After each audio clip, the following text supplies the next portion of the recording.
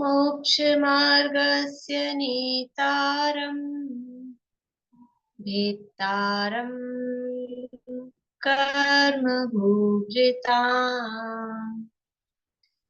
ज्ञातारं विश्वतत्त्वानां वन्दे तद्गुणलाब्धये वन्दे तद्गुणलाब्धये मोक्षमार्ग के नेता एवं कर्म पर्वतों के भेदक और विश्व के सब तत्वों के ज्ञायक चेतन संवेदक सद्गुण आप समान प्राप्त हो यही भावना भाकर दे विनय पूर्वक करूं वंदना बारंबार जिनेश्वर दे बारंबार जिनेश्वर दे।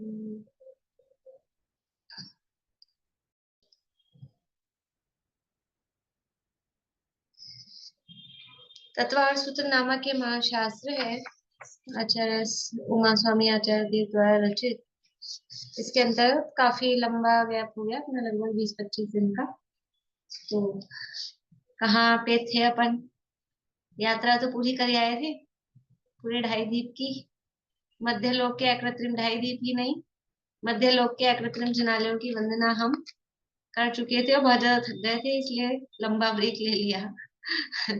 खूब यात्रा करा दी थी।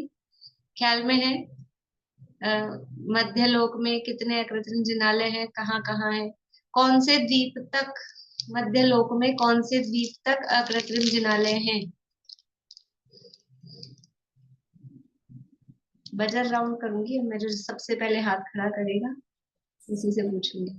वो नंदीश्वर द्वीप तक। गलत जवाब। बोलिए। 13वें द्वीप तक। 11वें और 14वें में भी 4-4 जिनालय। 11वें और 14वें में? 13वें में, मतलब 11वें और 13वें में। हाँ, तो अकृत्रिम जिनालय कौन से तक है? 13वें तक। 13वें का नाम?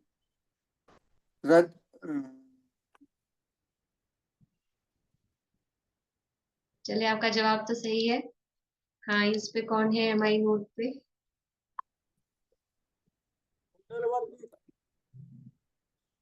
बोलिए 13वें द्वीप का नाम।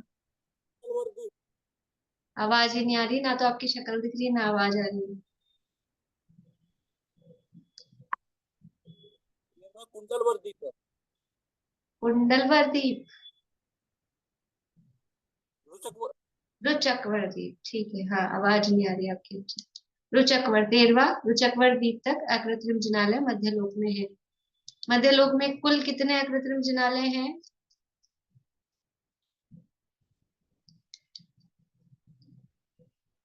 458 है।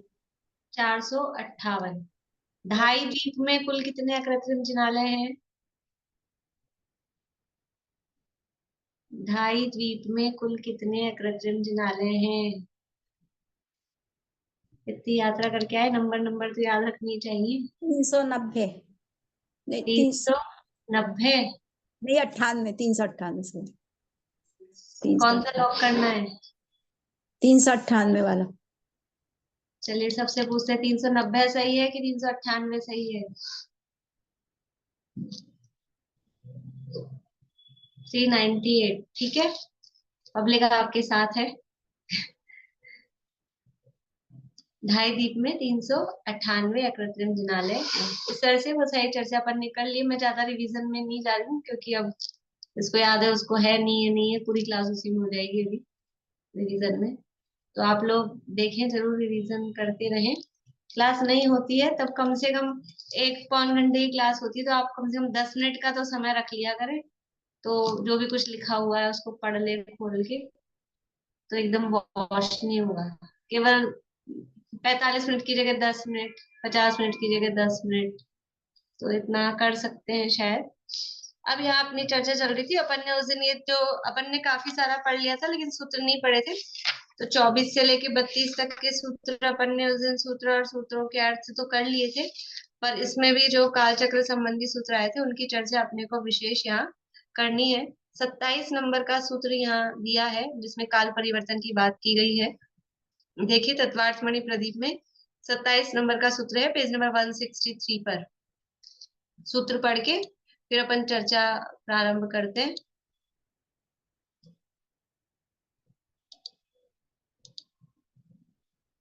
भरतेरावतयोर वृद्धि रहसो षट सम्याभ्यामुत्सर्पिण्यवसर्पिणीभ्याम ताभ्याम अपरा भूमयोवस्थिताः एक द्वि त्रि पल्योपम स्थितयो हेमवतक हारिवर्षक देव कुर्वकः तथोत्तराः विदेहेषु संख्ये कालाः। यहाँ तक के सूत्र हैं, ये काल चक्र से संबंधित है। फिर जो लास्ट वाला था इसकी भी चर्चा अपन ने कर ली थी। भरतस्य विष्कंभो जम्बू द्वीपस्य नवति शतभाग है। भरत क्षेत्र का जो विष्कंभ यानी विस्तार है वो जम्बू द्वीप का 190वां भाग है। कर ली थी ना इसकी चर्चा, वो भाग निकाल के बता दिए थे। हो गया था, पता ही नहीं, किसी को याद ही नहीं क्या हुआ था क्या नहीं हुआ था। ठीक है, अभी अपने को काल चक्र की बात करनी है। ये जो यहाँ कहा भरत ऐरावत यो, भरत और ऐरावत क्षेत्र में वृद्धि रासो यानी भरत और ऐरावत क्षेत्र में वृद्धि और ह्रास यानी घटोत्तरी बढ़ना और घटना होता है। कैसे होता है? षट समयाभ्याम 6 समयों के द्वारा। और कौन से हैं? उत्सर्पिणी और अवसर्पिणी। उत्सर्पिणी के 6 काल, समय यानी काल, अवसर्पिणी के 6 काल। इन उत्सर्पिणी के 6 कालों के माध्यम से भरत ऐरावत क्षेत्र में वृद्धि होती है और अवसर्पिणी के 6 कालों के माध्यम से भरत ऐरावत क्षेत्र में हानि होती है। तो क्या अर्थ है उसका? यहाँ भाव बता रहे हैं। देखिए काल, यद्यपि काल जो शब्द है वो अनेक अर्थों में आता है। एक तो काल द्रव्य भी होता है, 6 द्रव्यों में काल द्रव्य है, और फिर उसमें निश्चय काल, व्यवहार काल, भूतकाल, वर्तमान काल, भविष्य काल, अलग अलग तरह से काल शब्द के अर्थ हम करते हैं। पर यहाँ जो काल चक्र शब्द में काल शब्द आता है वो उत्सर्पिणी और अवसर्पिणी काल की प्रमुखता से आता है। काल का अर्थ यहाँ समय से ही है, पीरियड ऑफ टाइम, उसको काल कहा जा रहा है। और ये काल जो है ये काल द्रव्य की बात चल रही है, काल पर्याय की बात चल रही है। मतलब काल द्रव्य ना 6 द्रव्यों में, 6 द्रव्यों में एक द्रव्य है, तो ये जो काल उत्सर्पिणी अवसर्पिणी है ये 6 द्रव्यों वाला द्रव्य है या क्या है? तो ये 6 द्रव्यों वाला द्रव्य नहीं है, वो तो नियत वर्तना, उसका लक्षण तो वर्तना है। ये तो उत्सर्पणी और अवसर्पणी काल की पर्याय है, अवस्था है, अथवा यूं कहें निश्चय और व्यवहार काल के अर्थ में ये व्यवहार काल है। उत्सर्पणी काल और अवसर्पणी काल है, क्योंकि वास्तव में जो काल है निश्चय काल द्रव्य तो कालाणु है। लोयायास्पदे से एक एक केजे ठिया हुए एक एक का, लोकाकाश के एक एक प्रदेश पर रत्नों की राशि के समान जो एक एक द्रव्य है वो कालाणु, वो निश्चय काल है और वर्तना उसका लक्षण है। पर यहाँ निश्चय काल की बात नहीं है, यहाँ तो व्यवहार काल में ही घड़ी घंटा इस यानी एक एक समय मिला जो कुछ समझ लो ब्लॉक बनाया जाता है, उस आधार पर इकट्ठा करके काल को यहाँ कहा जा रहा है। तो व्यवहार काल की बात है।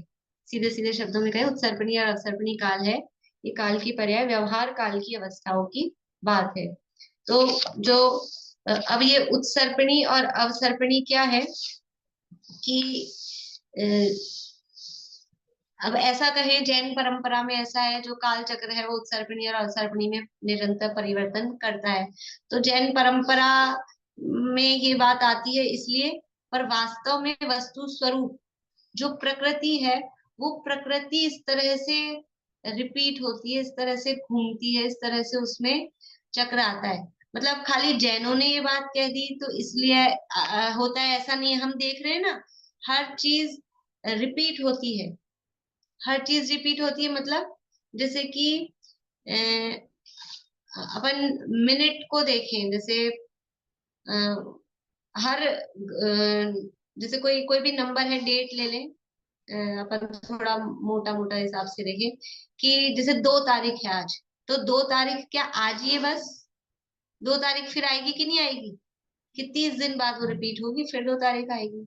आज थर्सडे है, तो थर्सडे आज ही है या रिपीट होगा फिर? कि हर 7.5 दिन बाद वो डे रिपीट होता है। जो टाइम है, अभी 2:52 हुए हैं, तो 2:52 अभी हुए हैं, फिर कभी नहीं होंगे कि 12 घंटे बाद फिर होंगे 2:52। 12 घंटे बाद फिर से बजेंगे ना रात में, तो 12 घंटे बाद ये टाइम रिपीट होगा। सब अपने अपने, कोई 30 दिन बाद रिपीट हो रहा है, कोई 15 दिन बाद। जैसे जो ये कृष्ण पक्ष तिथियां हैं, आज क्या तिथि है? तृतीया है शायद, तीज है, तो वो 15 दिन बाद फिर रिपीट होगी। तो ऐसा रिपीट होता है। तो इसी तरह से ये प्रकृति में, नेचर में ये रिपीटेशन नेचर में है। जो ईयर आया है 25, अपन 25 लिखेंगे ना, ये कब आएगा? ये रिपीट होगा कि नहीं? 100 साल बाद फिर से। अभी 2025 है, फिर 2125 हो जाएगा, वो 100 साल बाद रिपीट होगा। तो हर चीज इस तरह से रिपीट होती रहती है। तो यहाँ पर भी ये जो काल एक चक्र रिपीटेशन के रूप में चलता है, इसलिए इसको कहते हैं चक्र। चक्र का मतलब है, इसलिए शास्त्रों में उदाहरण दिया है, जैसे कि कृष्ण पक्ष और शुक्ल पक्ष, उत्सर्पणी और अवसर्पणी के लिए अच्छा उदाहरण है। कृष्ण पक्ष और शुक्ल पक्ष सब समझते हैं। अभी कौन सा पक्ष चल रहा है?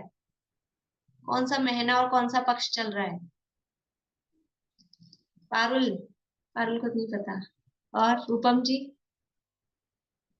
बोलिए। दीदी पोष शुक्ल। बढ़िया, प्रीति पता था। पौष का महीना चल रहा है, शुक्ल पक्ष चल रहा है, तो शुक्ल पक्ष में 15 दिन होते हैं। शुक्ल पक्ष में क्या होता है? शुक्ल पक्ष में इतना तो पता होगा, थोड़ा इतना तो स्कूल में पढ़ा है। शुक्ल पक्ष में चंद्रमा बढ़ता जाता है, उसकी कलाएं बढ़ती जाती है ना, फिर लास्ट दिन फुल मून डे, पूर्णिमा का दिन आता है। और कृष्ण पक्ष में क्या होता है? वो चंद्रमा की कलाएं घटती जाती हैं। तो कृष्ण पक्ष का एंड होता है अमावस्या के दिन, ठीक है। और शुक्ल पक्ष का स्टार्टिंग कब होती है?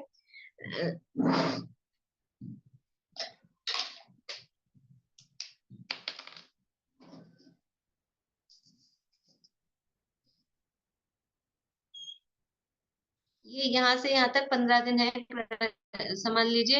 ये कृष्ण पक्ष के है ना, तो ये डाउनफॉल होता है। कृष्ण पक्ष में क्या होता है?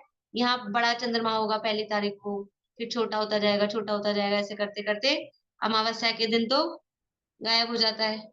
और फिर यही अमावस्या के अगले दिन से क्या चालू हो जाता है? शुक्ल पक्ष। फिर पड़वा, दूज, तीज, चौथ, पंचमी, ऐसे करते करते यहाँ कृष्ण पक्ष की प्रथमा होती है, एकम, उस दिन बहुत बड़ा चांद दिखेगा। और शुक्ल पक्ष है और उसकी एकम होती है, उस दिन चांद दिखेगा नहीं। बहुत दिखता नहीं है ना एकम को, तो दूज को आके जब बोलते हैं दूज का चांद, तब जाके कहीं दिखने लगता है। तो ये हो रहा है, ये कृष्ण पक्ष में डाउनफॉल होता है। और फिर यहाँ तक डाउनफॉल हुआ, फिर यहीं से फिर बढ़ना चालू होता है शुक्ल पक्ष में। फिर बढ़ता बढ़ता बढ़ता शुक्ल पक्ष की अष्टमी को देखो तो बड़ा दिखेगा, कृष्ण पक्ष की अष्टमी को अलग दिखेगा, छोटा बड़ा जैसा भी। फिर यहाँ के पूर्णिमा के दिन वो फुल मून, पूर्णिमा का पूरा चांद दिखता है।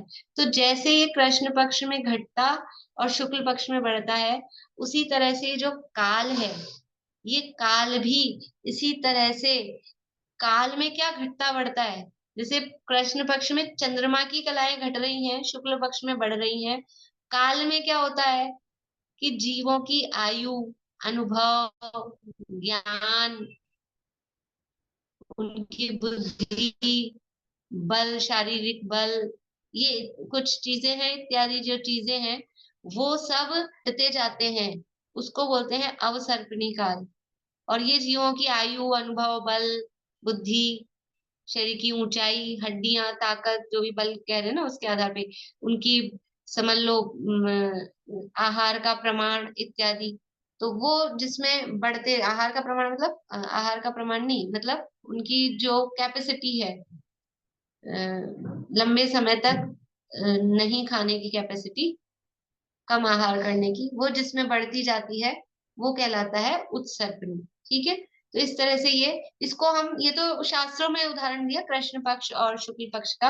अपन अपने आधुनिक उदाहरण में इसको क्या कह सकते हैं, जैसे अपनी क्लॉक होती है, घड़ी, तो यहाँ है 12, यहाँ है 6, 12 से ले 6 तक तो सुई कैसे आती है, नीचे आती जाती है, और फिर 6 से लेके 12 तक वापस सुई ऊपर चलती जाती है। तो ऐसे ही ये नीचे की तरफ गिरता है। जब इन सब चीजों का क्या नीचे गिरता है, ये ख्याल रखने वाली बात है।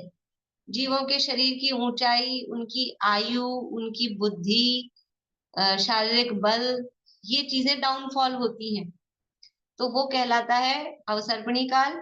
और ये चीजें जिसमें अपग्रेडेड होती हैं, वृद्धि को प्राप्त होती हैं, वो कहलाता है उत्सर्पणी काल। ठीक है, अभी थोड़ा अपन समझते हैं, और इसके लिए अपन उदाहरण दे सकते हैं। जैसे एसी चलाते हैं अपन घर में, एसी चलाते हैं तो एसी चलाया हमने, खूब तेज, अच्छा ठंडा कर लिया, तो ठंडा कर लिया यानी पहले गर्मी थी, फिर एसी चलाया तो वो ठंडक बढ़ती बढ़ती बढ़ती बढ़ती जाती है। ऐसे समझे कि यहाँ एकदम गर्मी थी, फिर एसी चलाया तो ठंडक बढ़ती बढ़ती बढ़ती बढ़ती जाती है, फिर बहुत ठंडक हो जाती है, कमरा बहुत ही ठंडा हो जाता है। फिर हम क्या करते हैं, फिर हम एसी बंद कर देते हैं। तो एसी बंद कर देते हैं तो एकदम से गर्मी हो जाती है क्या?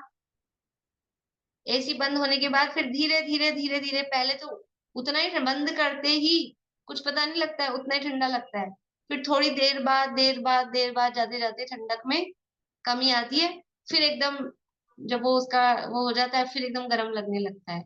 तो फिर गर्म लगने लगता है तो फिर हम क्या करते हैं, फिर से एसी चलाते हैं, फिर वो धीरे धीरे धीरे धीरे करके ठंडक बढ़ती है, टॉप पर पहुंचती है। जैसे वो चक्र चलता है, इसी तरह से ये इसका चक्र चलता है। देखिए, थोड़ी सी परिभाषा तिलोपन्नति के आधार पे आपको दिखा देती हूँ, बाकी और भी ये संजीव जी की बुक है, आप लोगों के पास भी होगी शायद, कुछ लोगों के पास, काल चक्र नाम से, उसमें उन्होंने काफी वर्णन दिया है। थोड़ा उसी आधार से अपन देखेंगे। पीडीएफ मुझे भी मिल नहीं पाई, इसमें कंप्यूटर में ले नहीं पाई, पीडीएफ ले लूंगी तो आपको भेज दूंगी, और जिनके पास हो वो देख सकते हैं उसमें से भी। उन्होंने भी तिलोपन्नति आदि के आधार दिए हैं, अपन तिलोपन्नति से ही थोड़ा देख लेते हैं यहाँ।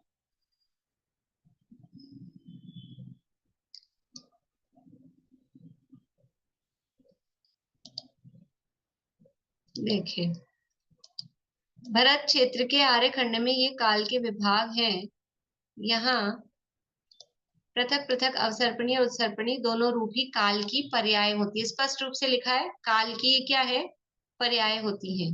ठीक है, अवसर्पणी काल में मनुष्य एवं तिर्यंचों की आयु, शरीर की ऊंचाई एवं विभूति आदि सभी घटते रहते हैं, उत्सर्पणी काल में बढ़ते रहते हैं। आयु मनुष्य और तिर्यंचों की, ये जो काल परिवर्तन होता है, अभी अपन थोड़ा स्वरूप समझ रहे हैं, फिर ये कहाँ होता है कहाँ नहीं होता है, वो सारी बातें भी देखेंगे। पर जो मनुष्य तिरंच है, उनकी आयु, शरीर की ऊंचाई, विभूति, वैभव, ये यहाँ ये 3 दिए हैं। इसके अलावा अन्य भी ग्रंथों में जो इसकी परिभाषाएं आती है, उसमें सर्वार्थ सिद्धि राजवार्तिक आदि में, तो उनमें कहा है अनुभव, मनुष्यों के अनुभव, आयु, प्रमाण मतलब वही शरीर की ऊंचाई, और देखिए यहाँ महापुराण में दिया है मनुष्यों का बाहुबल, वैभव, धर्म, ज्ञान, गांभीर्य और धैर्य, ये सब जब बढ़ते हैं, क्या क्या, बाहुबल मतलब वो शरीर की ताकत, वैभव बाहरी वैभव, और शरीर मतलब शरीर की ऊंचाई, धर्म धर्म धर्म भी, धर्म जब बढ़ रहा है या घट रहा है उस आधार पे, तो धर्म, ज्ञान, ज्ञान का मतलब यहाँ बुद्धि से लगाना, बुद्धि, और गांभीर्य मतलब गंभीरता, और धैर्य जब बढ़ते हैं तो उत्सर्पणी काल होता है, और जब ये घटते हैं तो अवसर्पणी काल होता है। ये महापुराण में दिया है। मतलब क्या है कि ये सब चीजें अवसर्पणी काल में हमको तो लगता है कि ये बढ़ रहा है, हमारे ज्ञान तो बढ़ रहा है, बुद्धि तो बहुत अच्छी हो रही है, इतना इंटरनेट और मोबाइल और पता नहीं क्या क्या क्या ही नहीं होता है, पूरा आदमी खड़ा कर दिया एआई, हमसे ज्यादा बुद्धि और ज्यादा अच्छा वो होता है। लेकिन ये वास्तव में ज्ञान का विकास नहीं है, ये ज्ञान का ह्रास है। मैंने हमारे दादाजी को, मेरे दादे ससुर जी थे, हम कैलकुलेशन करें ना, हम तो कैलकुलेटर निकालें इतनी देर में, तो वो ऐसे पॉइंट्स वाली कैलकुलेशंस कर देते थे 1 सेकंड में। हम तो अभी कैलकुलेटर निकालें, हम तो साढ़े और पौना और ये वाले तो पहाड़े, पहले तो पुराने जमाने में पहाड़े पढ़ाए जाते थे, साढ़े वाले पौना ऐसा करके पाव आधा पौन ऐसे, हमसे तो होए नहीं, क्योंकि हम पराधीन हो गए ना, हमारे बिना कैलकुलेट। अभी मैं करवाती हूँ आपसे भी इन क्लासेस में थोड़ा सा कि जोड़ लो गुना कर लो, कितनी कितनी देर लग जाती है, तुरंत आ ही नहीं पाते हैं, और उसके लिए हम कैलकुलेटर के पराधीन है। तो ये हमारे ज्ञान का रास है। जब तक वो घुमाने वाले वो फोन चलते थे ना, रिंग मिलाने मिला मिला के घुमा घुमा के, तो हमको कम से कम 2 4 5 फोन नंबर याद होते थे या नहीं होते थे? एक अपने घर का, एक अपने जो भी जरूरी अपने रिश्तेदार है, 2 4 नंबर तो याद होते ही थे, क्योंकि घुमा घुमा के मिला मिला के करते थे, उसमें सेव तो रहते नहीं थे। अरे अब बताओ, एक खुद का भी फोन नंबर याद नहीं होता, और अपने सगे बिल्कुल पति का, पत्नी का, बेटे का, बेटी का, किसी का याद नहीं होता। इमरजेंसी हो जाए, जीरो है मामला, कुछ नहीं याद होता। तो ये हमारे ज्ञान का क्या हो रहा है, ह्रास हो रहा है। ये है अवसर्पणी काल। हाइट है, शरीर की हाइट, कोई कोई कोई बहुत लंबा ऐसा हो जाए, वो एक्सेप्शनल, वो अलग है। लेकिन पीछे से देखेंगे तो ये दिखता है, अपन जब तीर्थंकरों के देखते ना, ये सब चीजें, जैसे प्रथमान योग है, उसमें भी हमको चरणान योग दिखेगा, कर्णान योग दिखेगा, द्रव्यान योग दिखेगा। तो प्रथमान योग में पुराणों में देखेंगे तीर्थंकरों के, आदिनाथ भगवान 500 धनुष के, फिर अजितनाथ भगवान 450 धनुष के, फिर संभवनाथ भगवान 400 धनुष के। तो ये क्या हो रहा है, हाइट, शरीर की ऊंचाई कम होती जा रही है।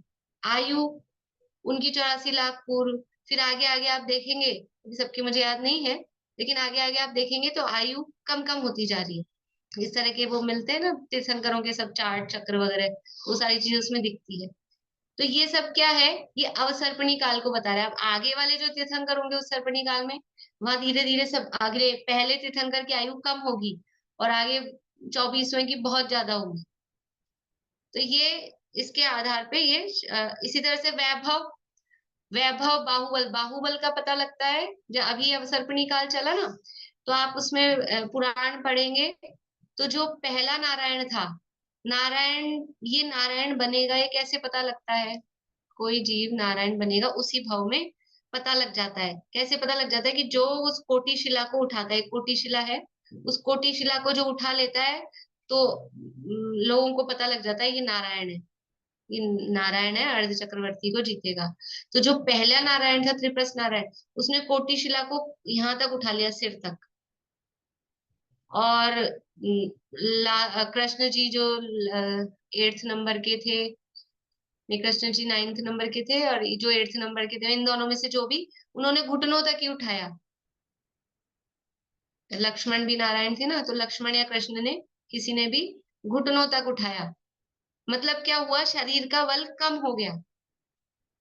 भाई कोई भारी चीज हो, तो एक तो यूं ऊपर तक उठा लिया अपन ने भारी चीज को, और कोई इतना सही उठा पाया बस, तो शरीर का बल दिख रहा है उससे, तो शरीर का बल भी उससे घटता जा रहा है। ये सब, और गंभीरता और धैर्य, ये तो समझ में ही आ रहा है, किसी में गंभीरता है नहीं, धैर्य तो काफी इतने जो समझ लो ऐसे हो रहे हैं, डाइवर्स वगैरह हो रहे हैं, लड़ाई झगड़े, घरों में शांति नहीं है, जो विच्छेद हो रहा है, सब सिंगल सिंगल रहना चाह रहे हैं, संयुक्त परिवार जो चला गया है, वो क्यों? क्योंकि किसी में गंभीरता और धैर्य नहीं है, एक दूसरे की सहन नहीं होती है।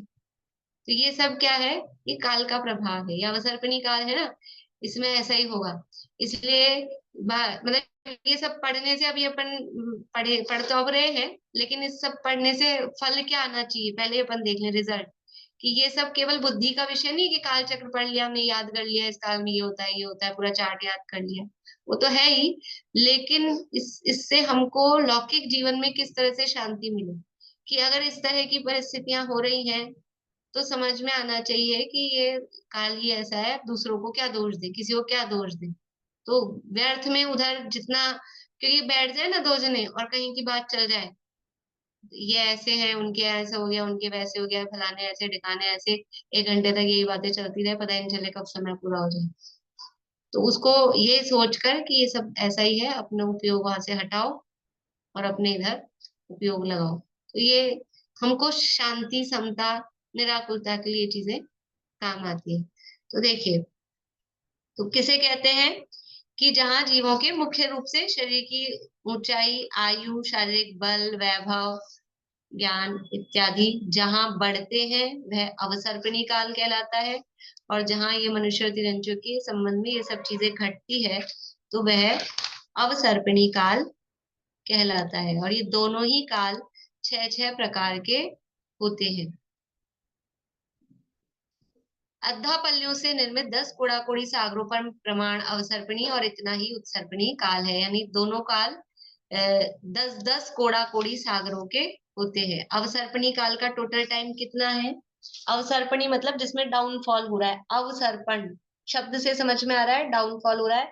उत्सर्पणी यानी ऊपर चढ़ रहा है। तो 10 कोड़ाकोड़ी सागर का अवसर्पणी काल है, 10 कोड़ाकोड़ी सागर का उत्सर्पणी काल है।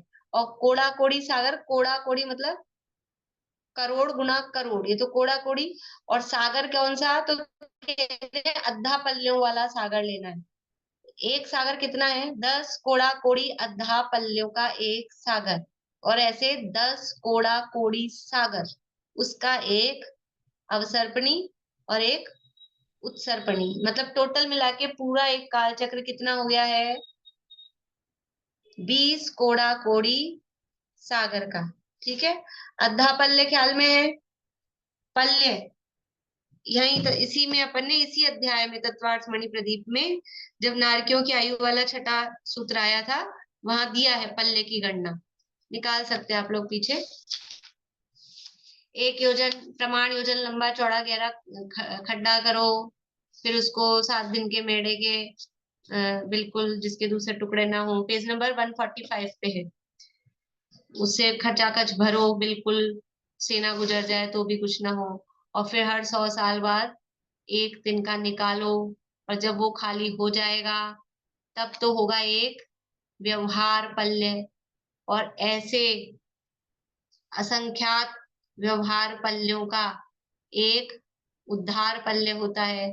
और ऐसे असंख्यात उद्धार पल्यों का एक अद्धा पल्ले होता है। और ऐसे 10 कोड़ा कोड़ी अद्धा पल्लियों का एक सागर। तो वो वाले सागर लगाना है, सबसे बड़े वाले। और ऐसे 10 कोड़ा कोड़ी सागर का उत्सर्पणी और 10 कोड़ा कोड़ी सागर का अवसर्पणी। इस तरह से मैंने ज्यादा डिटेल नहीं किया, अपन पहले पढ़ चुके हैं, क्योंकि इसी अध्याय में ये पल्ले वाली बात ख्याल में है कि नहीं सबको? कुछ लोग ऐसे दिख रहे हैं बिल्कुल ब्लैंक से, पता नहीं चेहरे पे एक्सप्रेशंस नहीं आते कुछ लोगों के। तो समझ नहीं आता मुझे, ये पढ़ा हुआ चीज है तो थोड़ा अब आप लोग सामने तो है नहीं कि मैं और कोई बॉडी लैंग्वेज देख सकूं। एक चेहरा थोड़ा बहुत दिखता है थोड़े लोगों का, बाकी लोग वो भी ढक के रखते हैं। यहाँ भी बुर्का प्रथा है, तो आपके पास अच्छा एक ऑप्शन रहता है वीडियो बंद करने का, तो बुर्का डाल लेते हैं। पर है अभी तो काफी लोगों की चालू है, कोई दिक्कत नहीं है। तो उत्सर्पणी और अवसर्पणी के ये तो दो काल विभाग बताए। अब इनके प्रत्येक उत्सर्पणी के 6 भाग होते हैं, उत्सर्पणी के, और अवसर्पणी के भी 6 पार्ट्स होते हैं, यानी 6 भेद इनके होते हैं। अभी अपने क्या है एक्चुअल में जो काल चक्र है, काल चक्र है वो स्टार्ट कहाँ से होता है? मतलब अगर अपन स्टार्ट, वैसे तो चला आ रहा है अनादि काल से, तो इसकी स्टार्टिंग है नहीं, लेकिन यदि हम देखें एक काल चक्र की बात करें तो कहाँ से स्टार्ट होके कहाँ पूरा होता है? अगर एक काल चक्र की बात करें तो अवसर्पणी से स्टार्ट होता है, सॉरी उत्सर्पणी से स्टार्ट होता है और अवसर्पणी पे जाके पूरा होता है। यानी यहाँ से स्टार्ट हुआ और चला और फिर चल के और यहाँ आके ही पूरा होता है। मतलब एक की बात करेंगे तो, वरना तो अनादिकाल से चल ही रहा है, चक्र है। क्यों है ऐसा? क्योंकि ये उत्सर्पणी से यहाँ जीवों के शरीर की ऊंचाई, अनुभव, आयु ये सब बढ़ते बढ़ते जाते हैं। फिर अवसर्पणी में घटते घटते जाते हैं और अवसर्पणी के अंत में जाके फिर प्रलय होती है। नाम तो सुना है आप लोगों ने, प्रलय होती है। तो वो जो प्रलय होती है वहां पर जाकर ये एक काल चक्र पूरा होता है। तो प्रलय होती है अवसर्पणी के एंड में, इसलिए अवसर्पणी से जाके हम उसको पूरा कहते हैं। पर क्योंकि अभी वर्तमान में कौन सा काल चल रहा है, अवसर्पणी चल रहा है कि उत्सर्पणी चल रहा है? वर्तमान में अवसर्पणी काल चल रहा है, इसलिए हम पहले अवसर्पणी को समझते हैं, वही ज्यादा प्रचलन में, और उसी के नंबर्स के आधार पर हम कालों के नंबर कहते हैं। ठीक है, तो सबसे पहले अवसर्पणी की हम यहाँ देख रहे हैं। सबसे पहला है इसका सुषमा सुषमा या सुखमा सुखमा, दोनों शब्द मिलते हैं, पहला। फिर दूसरा है सुखमा, फिर तीसरा है सुखमा दुखमा। थोड़े बराबर हो गए, इसमें थोड़ा सा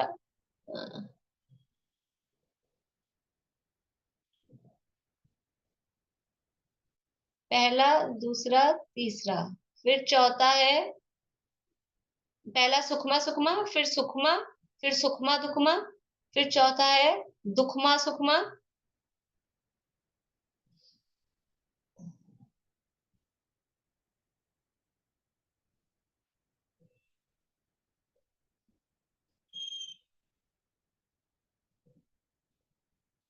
और पांचवा दुखमा, और छठा दुखमा दुखमा। ऐसे ये 6 काल हैं अवसर्पणी के। क्या नाम है? सुखमा भी बोल सकते हैं, सुषमा भी है, सुषमा, दोनों नाम चलते हैं ये। फिर नहीं, इस सुखमा सुखमा है, इसमें डबल है, सुखमा सुखमा, फिर दूसरा है अकेला सुखमा, फिर सुखमा दुखमा तीसरा, फिर चौथे में दुखमा पहले लिया ना, दुखमा सुखमा, पांचवे में अकेला दुखमा, और छठे में दुखमा दुखमा। इस तरह से ये अवसर्पणी के 6 काल हैं। टोटल इनका टाइम पीरियड कितना कहा? 10 कोड़ा कोड़ी सागर टोटल है, तो वो 10 का, अब इन 6 में 10 को बांटना है। तो पहला काल है 4 कोड़ा कोड़ी सागर, दूसरा काल है 3 कोड़ा कोड़ी सागर, तीसरा काल है 2 कोड़ा कोड़ी सागर, चौथा काल है 42,000 वर्ष कम 1 कोड़ा कोड़ी सागर, मतलब 1 कोड़ा कोड़ी सागर माइनस 42,000 वर्ष, 1 कोड़ा कोड़ी माइनस 42,000। फिर पांचवा काल 21,000 वर्ष, और छठा काल भी 21,000 वर्ष। जो 42,000 इसमें से कम किए थे तो 21 21 यहाँ आ गए। तो 4 कोड़ा कोड़ी, 3 कोड़ा कोड़ी 7, और 2 9, और ये तीनों मिला के 1 कोड़ा कोड़ी में हो गए, क्योंकि 1 कोड़ा कोड़ी में 42 माइनस किए और 42 के 21 21 यहाँ दे दिए। तो इस तरह से 9 और 1 10, 10 कोड़ा कोड़ी सागर का ये एक अवसर्पणी काल हुआ। ठीक है, ये अवसर्पणी का स्ट्रक्चर है। अवसर्पणी के 6 काल। जो पहली बार पढ़ रहे हैं, कौन कौन पहली बार पढ़ रहे हैं? 2 3, बाकी सबका पढ़ा हुआ है, तो ज्यादा लोग नहीं है तो अपन फास्ट ले सकते हैं। ठीक है, तो ये नाम याद करना है और ये टाइम याद करना है। अब ये अवसर्पणी और उत्सर्पणी में क्या है? हाँ सेजल, आप भी पहली बार पढ़ रहे हैं, ठीक है। अब उत्सर्पणी में यहाँ से बढ़ता जाएगा, वही यही रिपीट होगा। जैसे आपको कहा था ना, कृष्ण पक्ष में पर आके अमावस्या आई, फिर यहीं से वो आगे बढ़ेगा। तो यहाँ भी क्या था? दुखमा दुखमा, तो वापस आएगा दुखमा दुखमा। अब ये उत्सर्पणी का पहला है। अब इसको कहने में, क्योंकि अपने को ये नाम याद है और इसको हम छठा कहते हैं, तो बोलने में ऐसा भी कह देते हैं फिर से छठा काल आएगा, लेकिन छठा मतलब दुखमा दुखमा आएगा। पर उत्सर्पणी का तो कौन सा है? वो पहला। ठीक है, फिर दुखमा दुखमा के बाद में दुखमा, फिर उसके बाद में दुखमा सुखमा, फिर सुखमा दुखमा, और फिर आएगा सुखमा और सुखमा सुखमा। ये हो गए उत्सर्पणी। ये इधर से ऊपर चढ़ता हुआ है, ये इधर से नीचे गिरता हुआ काल है। और टाइम ड्यूरेशन उतनी है, वही 21 वर्ष, फिर 1 लाख में 1 कोड़ा कोड़ी में 42,000 वर्ष कम, फिर सुकमा दुकमा में 2 कोड़ा कोड़ी सागर, सुकमा में 3 कोड़ा कोड़ी सागर, और सुकमा सुकमा में 4 कोड़ा कोड़ी सागर। इस तरह से 10 कोड़ा कोड़ी इधर, 10 कोड़ा कोड़ी इधर, 20 कोड़ा कोड़ी सागर का एक पूरा काल चक्र, ये काल चक्र कहलाता है। ठीक है, कृष्ण पक्ष और शुक्ल पक्ष की तरह से ये काल घूमते रहते हैं। अब इसमें बात क्या है, देखिए एक चित्र दिखाती हूँ आपको।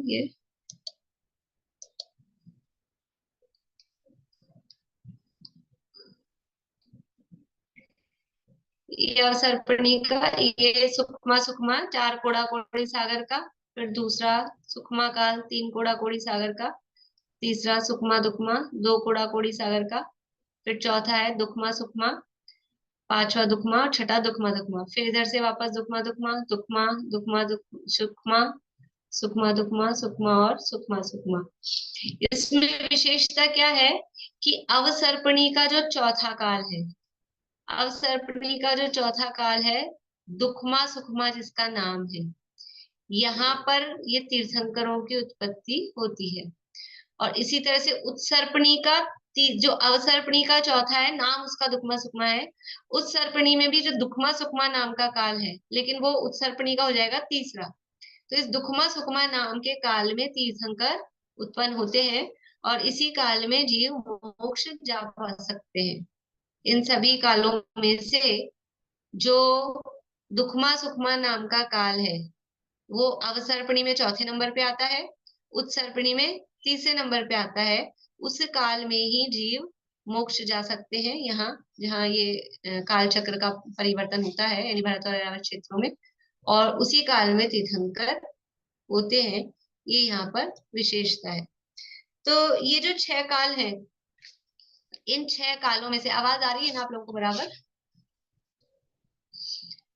इन 6 कालों में से अब अपन अवसर्पणी की तरफ से बात करेंगे, ठीक है ना। जो भी अपन बात करेंगे तो पहला काल दूसरा काल अवसर्पणी के हिसाब से समझना, क्योंकि वही हमारे परिचय में, वही समझ लो प्रचलन में है, तो उसी तरह से बोलेंगे।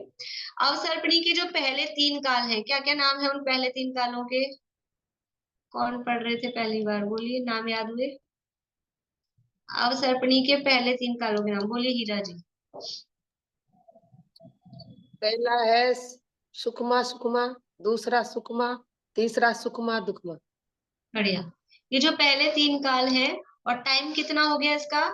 4 कोड़ा कोड़ी सागर, 3 कोड़ा कोड़ी सागर और 2 कोड़ा कोड़ी सागर, मतलब 9 कोड़ा कोड़ी सागर। ये है तीनों काल भोग भूमि के। अवसर्पणी के प्रारंभ के 3 कालों में भोग भूमि रहती है, सुखमा सुखमा में, सुखमा में और सुखमा दुखमा में। नाम से ही कह रहे हैं सुखमा सुखमा, तो यहाँ जो सुख की बात कर रहे हैं, इंद्रिय सुखों की बात है। यानी उस काल में अत्यधिक सुख रहता है, जीव जो मनुष्य तिरंच है, सुखमा सुखमा, किसी भी तरह का कोई बाहरी दुख, कष्ट, पीड़ा, शारीरिक मानसिक, किसी भी तरह की शारीरिक और मानसिक पीड़ा वहां पर नहीं होती है। सुखमा सुखमा, देखो किसी भी तरह की शारीरिक मानसिक पीड़ा मतलब बाहर से आने वाली, कोई मारे पीटे परेशान करे, वो तो होती ही नहीं है। इंटरनल देखो, अपने घरों में हम सब हैं, बाहर से तो निश्चिंत है, अपने को बाहरी तो कोई प्रतिकूलता ही नहीं है, अड़ोसी पड़ोसी की कोई शत्रु वत्रु होता ही नहीं, जैनों का शत्रु तो वो तो कोई है ही नहीं। घर गृहस्थी में भी बेटे बहू माता पिता बच्चे जो भी है, अपने परिवारजन, सब बहुत अनुकूल, सब बिल्कुल केयरिंग और बहुत ध्यान रखते हैं और हाथों में रखते हैं, ऐसा है।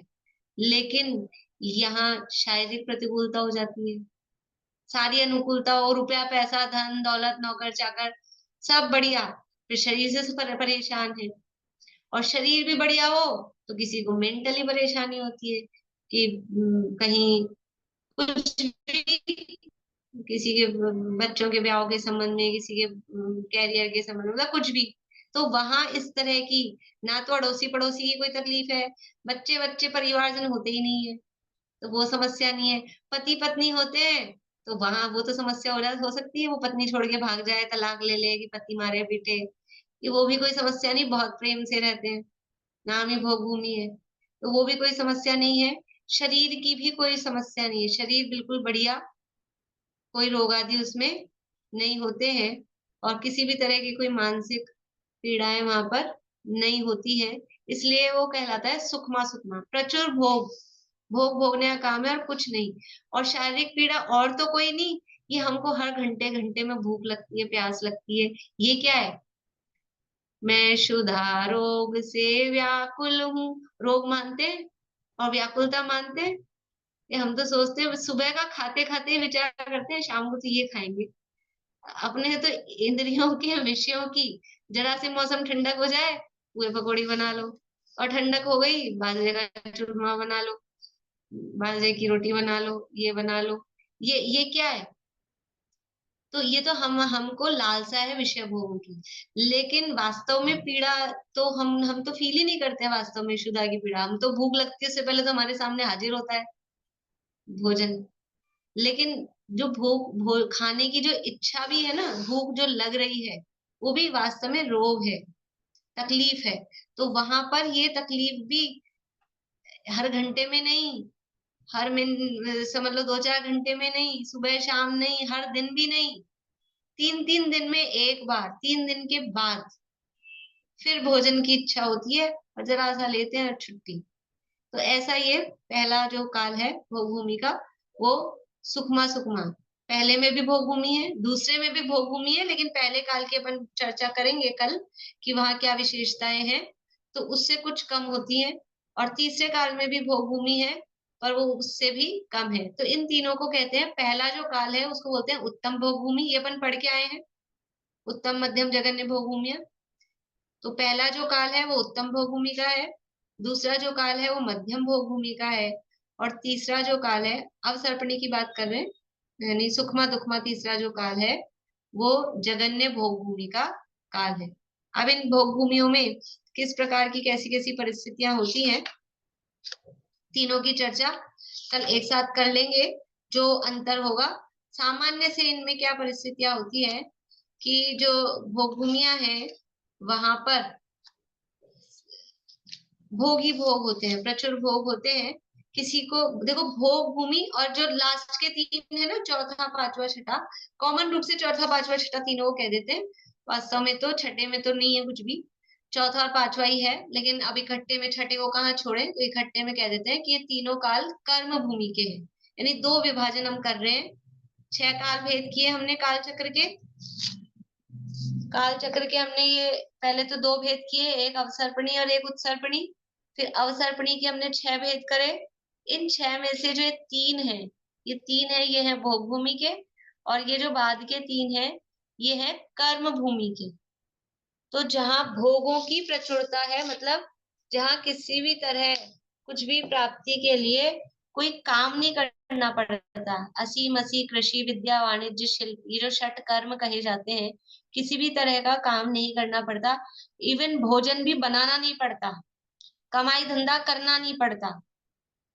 तो वो एरिया या वो क्षेत्र या ऐसा काल वो कहलाता है भोग भूमि का। और जहां जीवों को काम करना पड़ता है, कमाना भी पड़ता है, बनाना भी पड़ता है, तो वो काल कहलाता है कर्म भूमि। तो कोई कह सकता है कि हमको तो नहीं करना पड़ता, क्यों रेणु जी, खाना बनाना पड़ता है आपको? हमको तो बनाना ही नहीं पड़ता। तो बनाना नहीं पड़ता, बनवाना तो पड़ता है, बनवाना तो पड़ता है ना। वो आके पूछती तो होंगी भी क्या बनाए, कि नहीं वो तो फिर भी हमारे इतना पुण्य का उदय है, अपने आप ही हमारी मन का ही बनता है।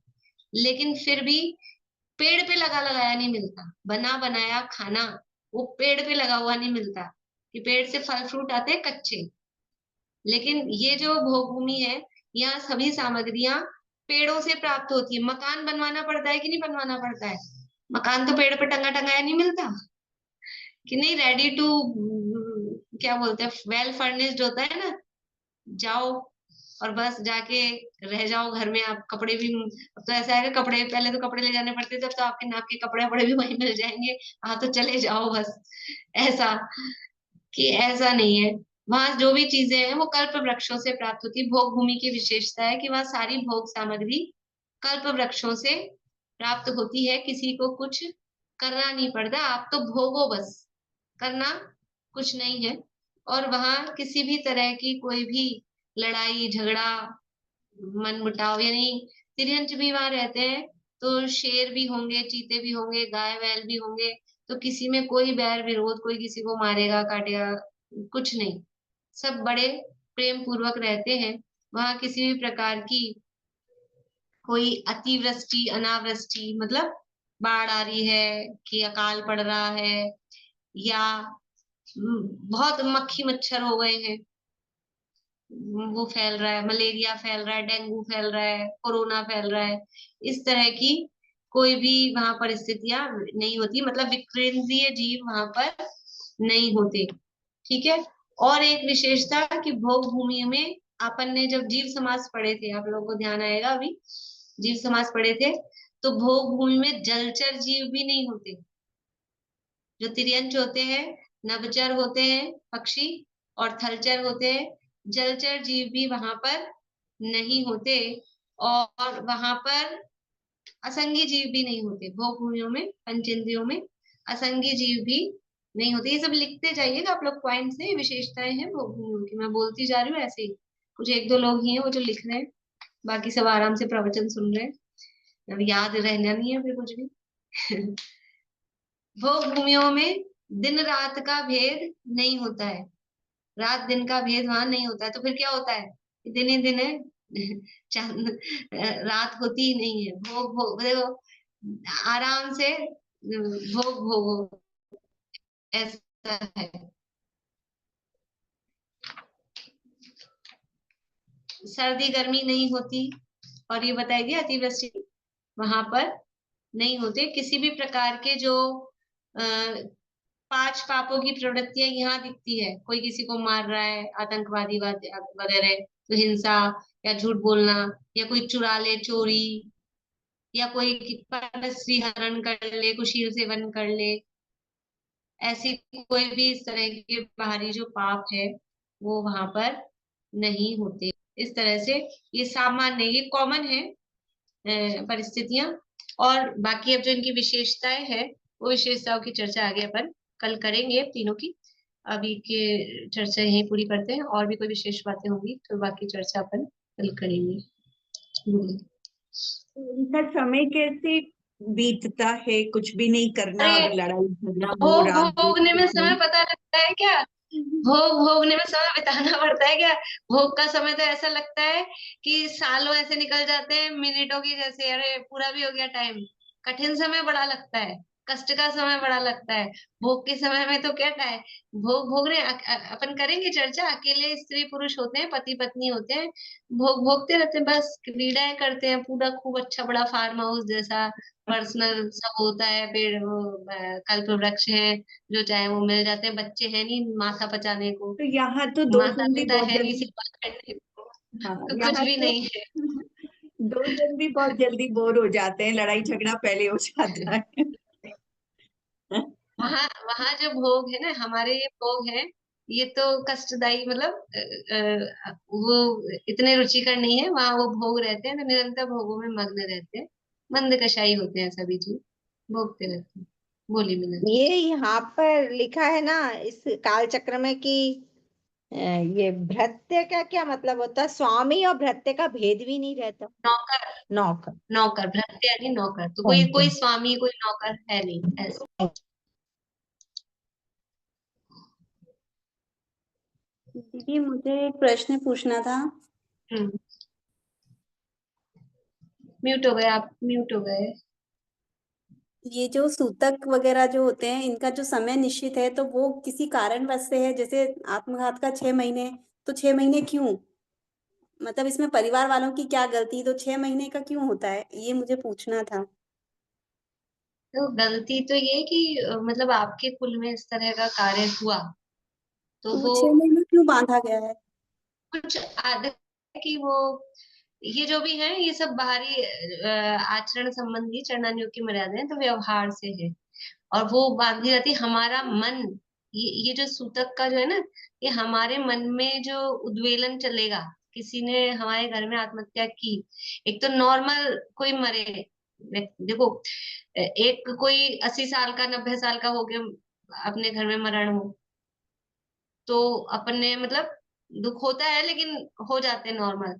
और एक कोई 40-50 साल के आदमी का हो जाए, और उसमें भी फिर कोई ऐसा कर ले कि आत्महत्या करके कर ले, तो वो जो हमारी माइंड मेंटल जो सिचुएशन है, वो किस में जल्दी से हम नॉर्मल हो जाते हैं।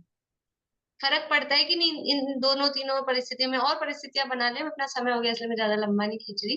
अलग अलग परिस्थितियां होती है, कहीं ऐसा हो अपनी गलती से किसी का मरण हो गया हो, मतलब ऐसी कोई, तो हमारी हम मेंटल हम उतने अच्छे से नॉर्मल नहीं हो पाते हैं जल्दी से। तो आत्महत्या वाली परिस्थिति में वो जो मन है अशांत रहता है, तो उसके लिए वो 6 महीने का सूतक कहा गया है। और फिर वो बहुत बड़ा पाप है ये, एक तो ये मेंटल वाली बात है ही, और आत्मघाती महापापी, आत्महत्या से बड़ा पाप नहीं है। तो अपने कुल में इस तरह का काम हुआ है, तो परस्पर निमित्त नैमित्तिक संबंध है। परिवार वालों का क्या दोष है कि यही है कि इस तरह का समझ लीजिए कि ऐसा परिवार, या आपने कुछ ऐसा किया था कि ऐसे कुल में आप आए, या बच्चों ने किया तो संस्कार नहीं दे पाए, जो भी है। यद्यपि निश्चय से एक द्रव्य दूसरे द्रव्य का कुछ नहीं करता, लेकिन यहाँ लोक व्यवहार की बात है, तो अनियमित नैमित्तिक संबंध के आधार पे कहा जाता है। तो इसलिए वो ऐसा जो पाप किया, तो वो पाप का सूतक 6 महीने तक वो बताया गया। अब शास्त्रों की मर्यादाएं हैं, तो यथा योग्य उसको पालन कर लेना चाहिए। ठीक। जिनवाणी स्तुति।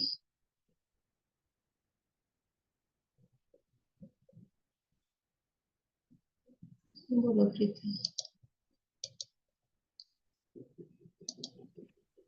अहिंसा मई हो प्रवृत्ति सहज ही, जीवन का आधार हो सत्य सुख में। चौरे धारे पर प्रीति त्यागे, परमशील वर्ते रहे सहज निर्भय। महाक्लेशकारी है आरंभ परिग्रह, उसे छोड़ लग जाए निज साधना में। धुल जाए सब मेल समता की धारा से, बढ़ते ही जाए सुआराधना में। होवे जितेंद्रिय परम तृप्त निज में, एकाग्रता हो परम मग्नता हो। साक्षात साधन मुक्ति का सुख में, निर्दोष चारित जयवंत वर्ते। सर्वज्ञ शासन जयवंत वर्ते, निर्ग्रंथ शासन जयवंत वर्ते।